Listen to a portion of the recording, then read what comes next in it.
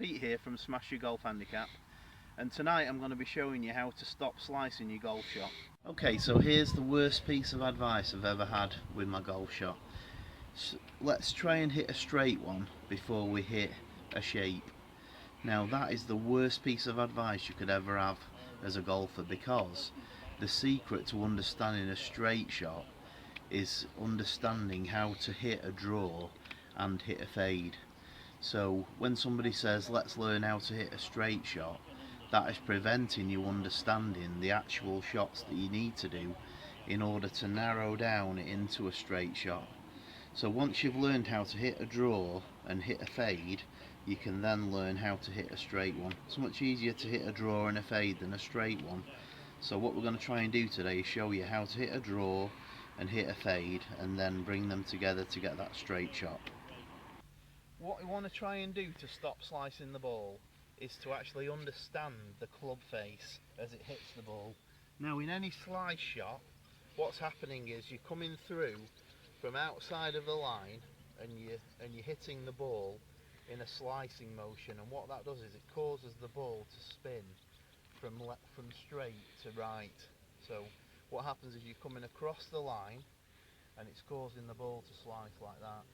What we want to try and do is to make it so that your club face comes through the line and sends the ball straight, or starts from the inside and hits the ball on the outside of it, and that causes a spin to the left hand side, causing a draw.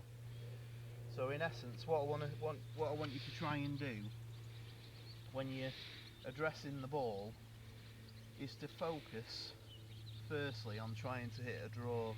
Now in order to hit a draw, you square the club head straight to the target.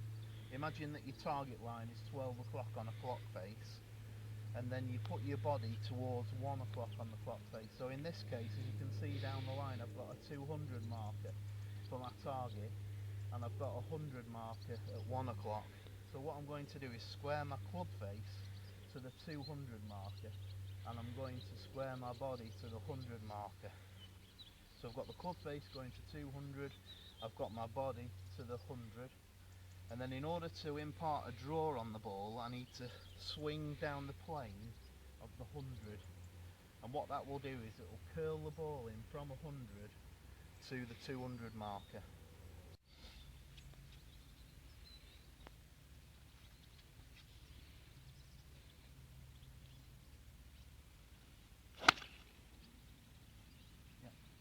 Okay, so we've talked a little bit about the club face and what we want it to do through impact. So the best practice really in order to get the most distance with your irons is to hit a draw shot.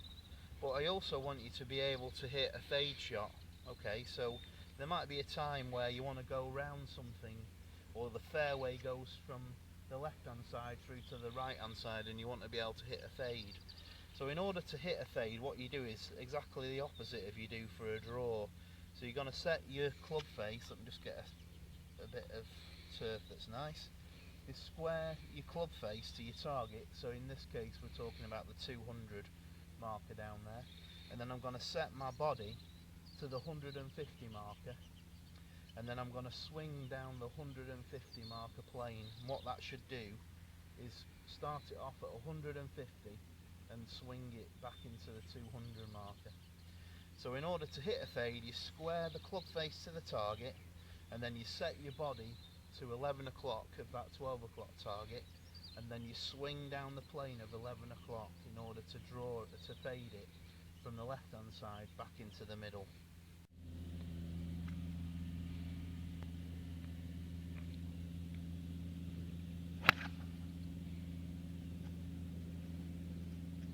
So there I've shown you how to hit a draw and how to hit a fade.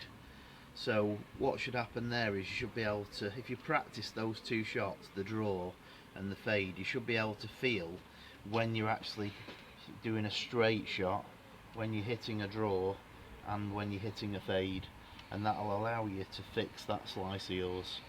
Over and out.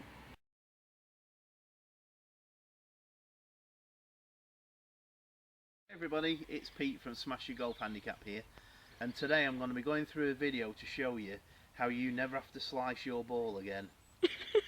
it's Pete here from Smash Your Golf Handicap, and today I'm going to show you how to stop slicing your golf ball.